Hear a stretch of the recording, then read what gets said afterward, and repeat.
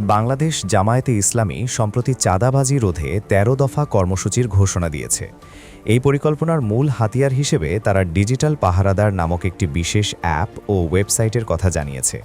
ক্ষমতায় আসলে দেশকে পুরোপুরি চাঁদাবাজি মুক্ত করতে এই প্রযুক্তিভিত্তিক ও কঠোর আইনি পদক্ষেপগুলো কার্যকর করার প্রতিশ্রুতি দিয়েছে দলটি। এই অ্যাপটির মাধ্যমে নাগরিকরা সহজেই যে কোনো অন্যায়ের বিরুদ্ধে প্রতিবাদ জানাতে পারবেন। স্মার্টফোনে অ্যাপটি ডাউনলোড করে ফোন নম্বর দিয়ে রেজিস্ট্রেশন করার পর ব্যবহারকারী ছবি, ভিডিও বা অডিও রেকর্ডের মাধ্যমে চাঁদাবাজির প্রমাণ সংযুক্ত করতে পারবেন। জামায়াতের পক্ষ থেকে জানানো হয়েছে, অভিযোগ দাখিলের পর তা যাচাই করে ২৪ ঘণ্টার মধ্যেই প্রয়োজনীয় ব্যবস্থা নেওয়া হবে।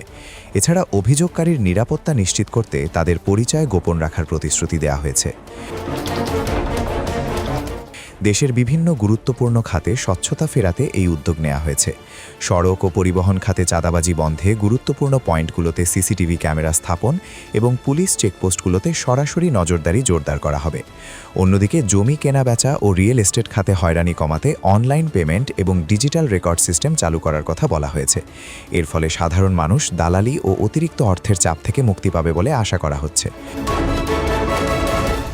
শুধু চাঁদাবাজি নয়, এই প্ল্যাটফর্ম ব্যবহার করে নাগরিকরা ঘুষ, মাদক, দুর্নীতি এবং ইফটিজিংয়ের মতো সামাজিক অপরাধের বিরুদ্ধেও অভিযোগ জানাতে পারবেন। আধুনিক প্রযুক্তি এবং আইনের কঠোর প্রয়োগের মাধ্যমে একটি শোষণমুক্ত সমাজ গড়াই এই পরিকল্পনার মূল লক্ষ্য। জনসচেতনতা এবং জনগণের সক্রিয় অংশগ্রহণই পারে একটি নিরাপদ বাংলাদেশ গড়ে তুলতে।